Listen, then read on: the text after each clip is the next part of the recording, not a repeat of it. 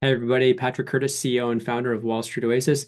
Today we have another great chat with Adeel. Adeel is currently working in Saudi Arabia, originally from Pakistan, graduated from one of the top universities. Listen to hear how he turned down 8 job offers to go take a riskier position in Saudi Arabia, why he did that, and listen to how he was able to leverage Academy in order to jump to another real estate development role. Enjoy.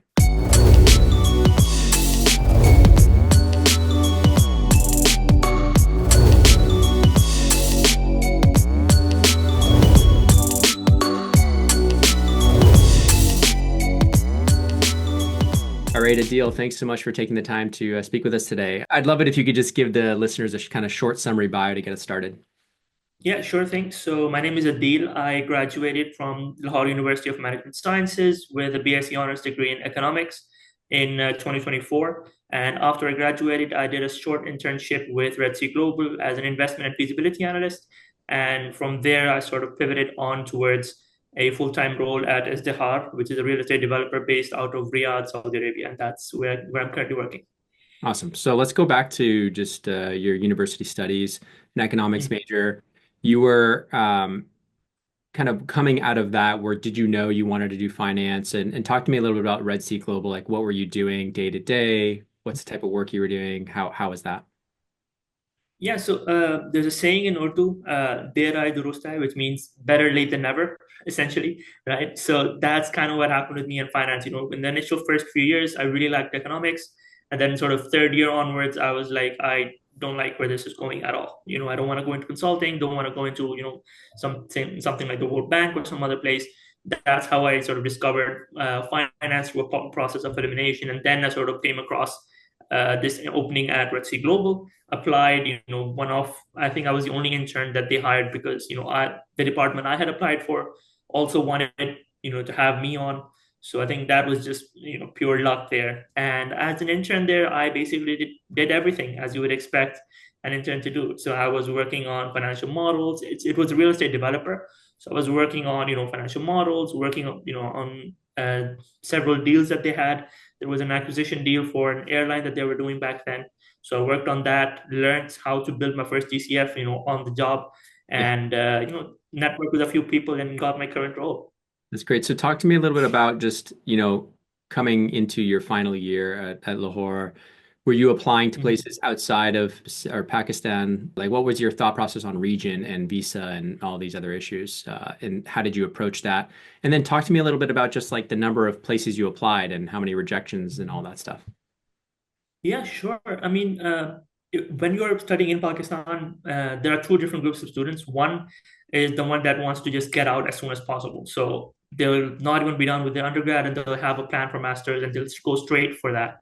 I think if you've been following the news, one of our guys, his name said that he was a silver scholar, the only Pakistani student ever to go into the Yale Silver Scholar program. So we were all, very surprised that, okay, this is something new for us. And a lot of students actually go directly into PhDs as well if they're from the computer science background. So Hmm. with me, I knew that I wanted to go to the Middle East, but I wanted to make sure that I do it at the right time. If you go into the Middle East having no idea what to expect, or if you don't have family here, I would not recommend it straight out of undergrad simply because you're going to get work to the bone, firstly. And then secondly, the pay is not going to be as, film like as you imagine. People think of the Middle East and they just immediately think they're going to land at the airport and, you're going to get picked up in a Ferrari. That's not how it works. You got to work really hard to get there. Yeah. Yes, it's not, you got to be more realistic. You got to make sure that you plan things out. And I think the moment was right for me. I came across a few internships, applied there. I had a lot of opportunities in Pakistan. I graduated with about 8 offers from companies within Pakistan. Hmm. I also had an offer from a firm in the UAE that was an accounting role. I knew that that was not for me. There wasn't much growth, so I said no to that. Was that a And full, was when that I also got an my was that internship, that was also was that also an internship or was it a full-time role? Those other offers, were they all internships or were they no, no, they were all full-time roles. they're all They full-time? So were, you took a risk. yeah, You took a yeah, risk kind of going to Saudi Arabia for an internship, really, but it was in the right kind of field. It was in yeah, real estate, right? Is what you wanted. So yeah. talk to me a little bit about taking that leap. So you had offers, you obviously had good marks and whatnot, in terms of Mhm. coming out of university. how were you able for, well, I want to hear a little bit of like how were you able to land so many offers? Was it because you interviewed really well? Was it because it's just less competitive, or you just felt like, you were at one of the top, if not the top university there, and so it was easier? I think when you are a graduate from LUMS, you are going to get a job offer for sure upon graduation. You're going to have at least two, right? Mhm. That's at least I'm talking like if you didn't even try in university, you just gave up first Really? year. Okay. Because it's the best university out there. You're going to get somewhere. You get It's some. just that the roles that I got into were very, very competitive. The only reason I was able to get those roles was two things. One, I studied people, not books. So I would go on to LinkedIn, look at people that are doing what I want to do, and then sort of work my way back Yeah. down their LinkedIn profiles. Okay, he did this certification in this year, and then this, this many years later, he got this role. So then I would draw these connections and say, okay, study wise, and this is what I need to do. And then secondly, what I would do is I would try and make my interviews a bit more memorable because as part of different societies at LUMS, I had conducted about 400 to 500 interviews myself. So I knew being on the other side of the interview table, you're not going to hire someone you don't remember. They're just Why going to did be you a do name. 400 to 500 for people coming into the school, or for what? No, so basically we have these societies within the university, Oh, got it. For and I was interviewing for part the of students trying to get into these societies. yeah, yeah, and they're super competitive. So I actually did a lot. I did interviews 2 years in a row, and then by my last year, I was like, I'm done with this. Yeah. I need to focus on real jobs. But That's yeah, amazing. That's amazing. So wait, but you said you were kind of a better late than never. So when you yeah. were like feeling, was this your third year in university where you started feeling, wait, this is not good? And then by your last years when you started applying, not just the roles in Mhm. Pakistan, but where else did you apply? Obviously Saudi Arabia. Where else? UAE. You got the accounting role in UAE. What else? Mhm. That's it, actually. I applied to some roles in US, not knowing that I had to network to get into Goldman Sachs, for example. No one told me that you had to network with people, so I just sent in an application, then got surprised that I got rejected without an interview. But Right. then I did more research and realized, it's more than that. You don't just get an interview with one of the top firms by existing. You got to do more than that. Yeah. So And yeah, so so talk to that me was a good about, reality check. so I think, in terms of your path, you graduated, you took a risk doing the internship, but in real estate development, which is what you wanted. Mhm. And I think that's when you came and joined, you had worked there for several months, and that's when you came to Academy, correct? That's when you thought, hey, this could potentially help me on my next jump. So talk to me a little bit about, why?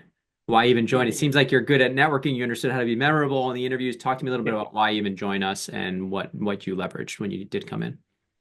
I think the first thing that I was able to leverage was definitely the mentorship that you get at WSO. I think one of the first things that I did when I got in was I just started going through the Slack channel. What is everyone talking about? What are their backgrounds? I spoke to a few guys, and I got my resume corrected right away. That was the first thing I did.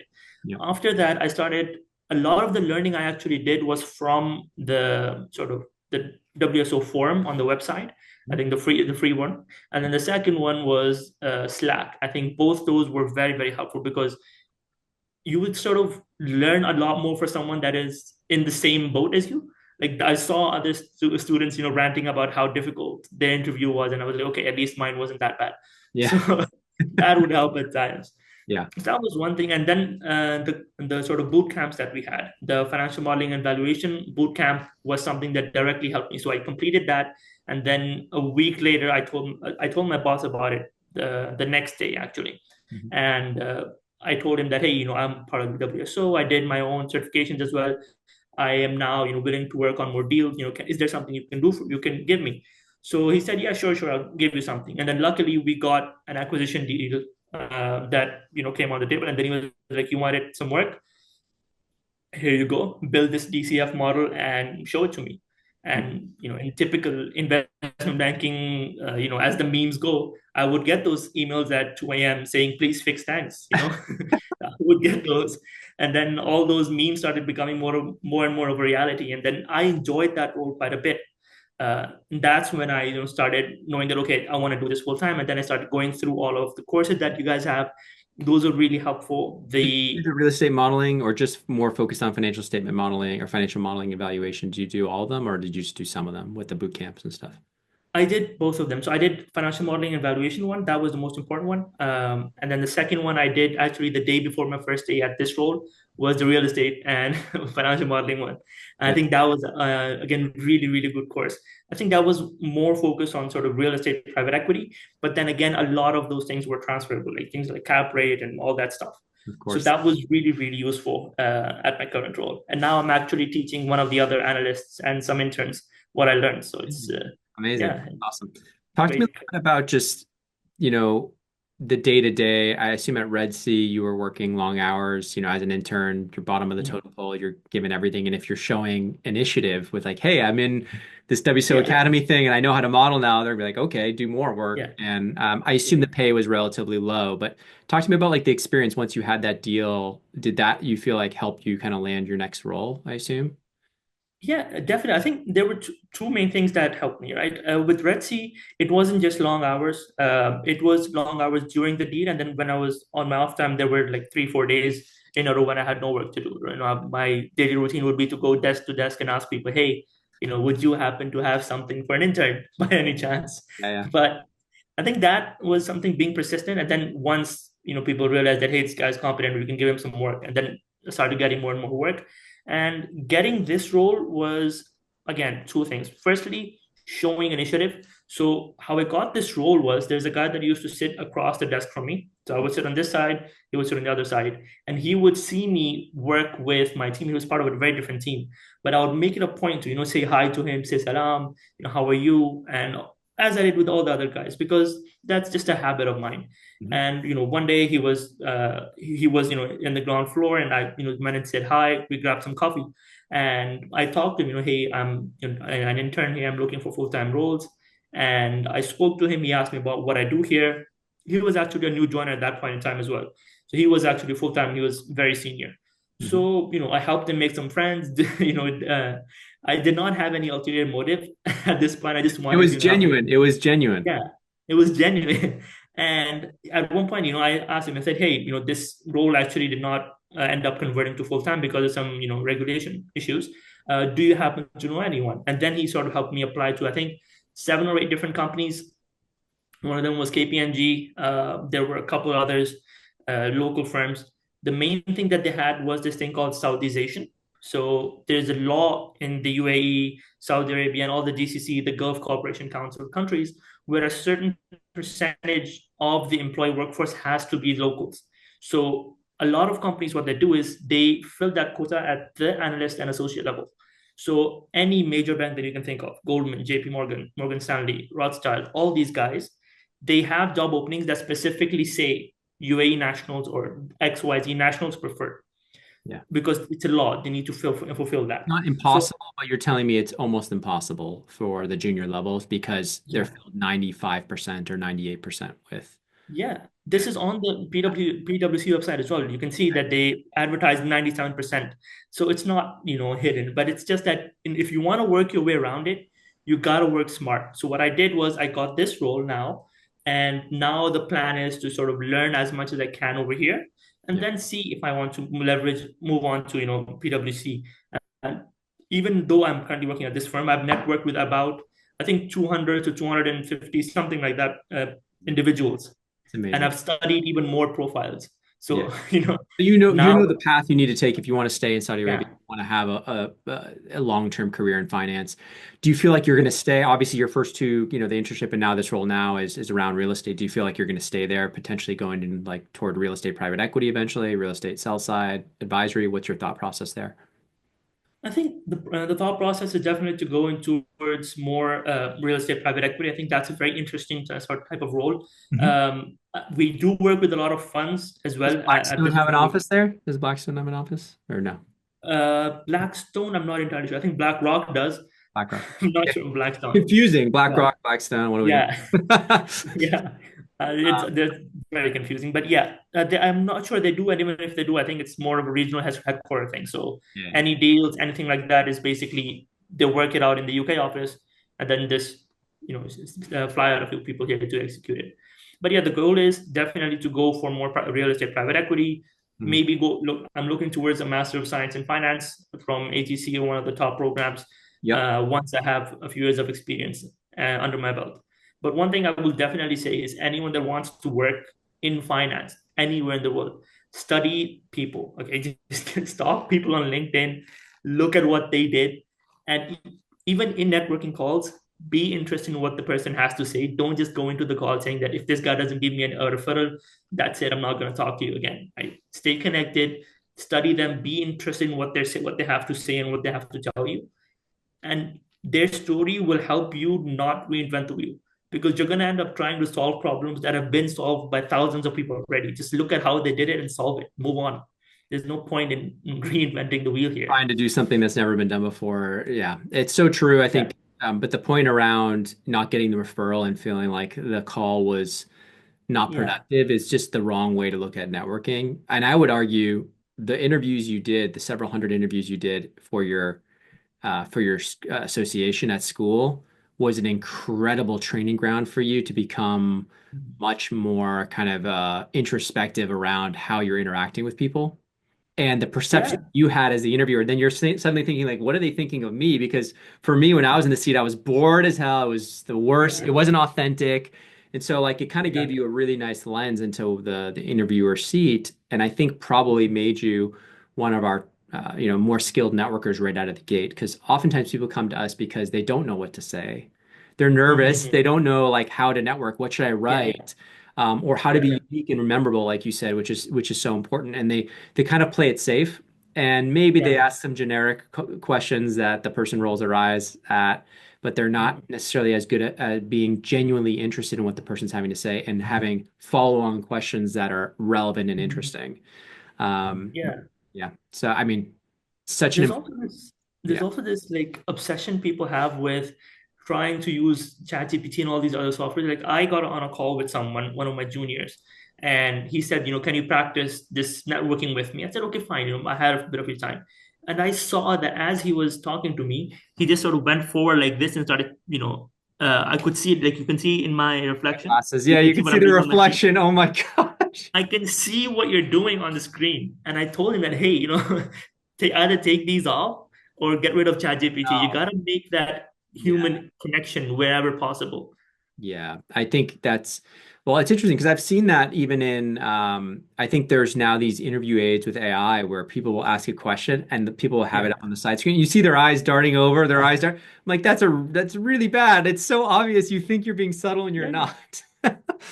Like the It's person on really, the other line, like you need to have good eye contact. You need to actually be Mhm. listening to what they're saying and not having a set of quite predefined questions because it means you're not actually doing a good job at building a relationship. You're just Yeah.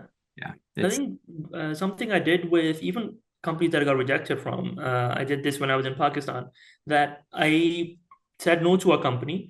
But despite that, some of the people I interviewed with, we went and grabbed coffee later on, and they actually came to the university campus. We hung out. Now I'm actually friends with some of those guys.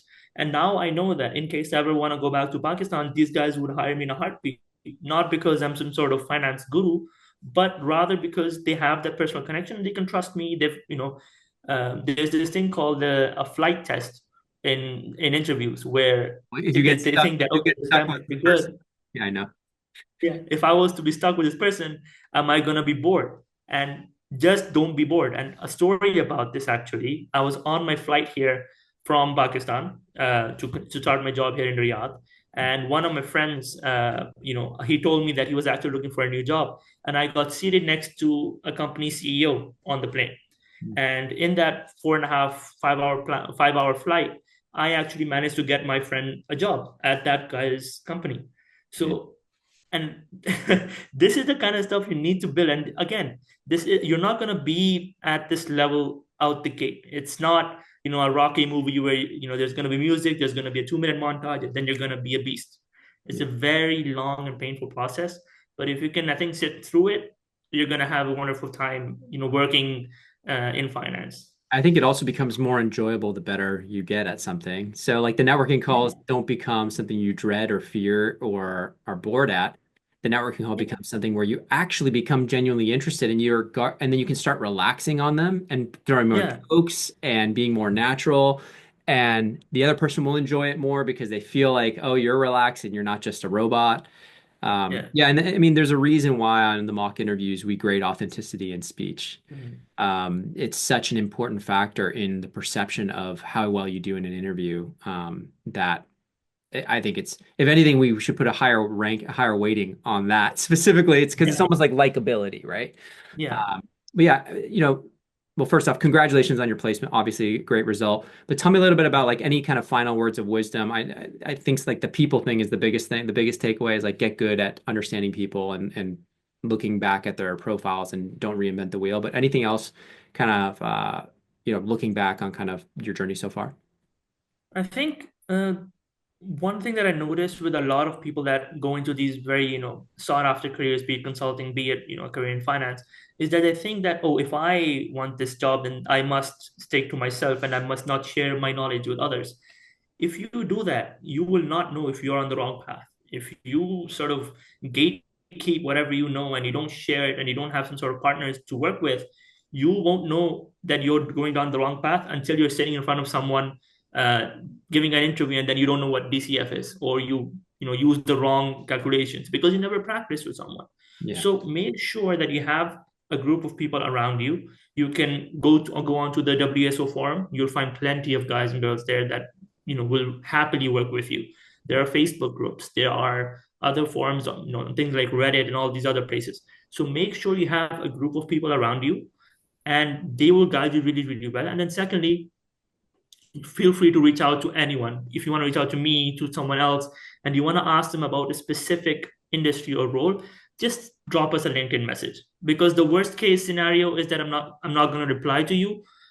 I'm already not talking to you. So the worst case scenario is the status quo here. Okay. You're not going to be any worse off with me not replying. So always take that chance and don't take any, rejections or any lack of referral to heart. It's not personal. You move on with the next, right? There's no point in stalking over any, small failures that you might have.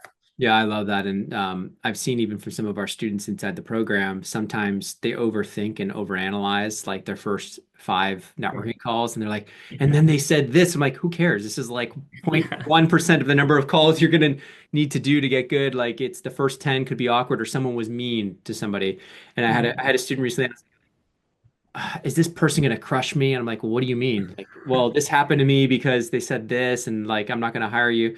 I said, so you're going to run into people who aren't very kind, and that's okay. Yeah. And move on, Yeah. right? Like, don't Yeah. let that slow you down on what's actually going to move the needle in terms of your odds and all that great stuff. So, anyways, Adeel, I really appreciate you coming on, sharing your wisdom with us, and No congratulations on all worries. this. And hopefully, we can help you in your next jump as well. So stay in touch.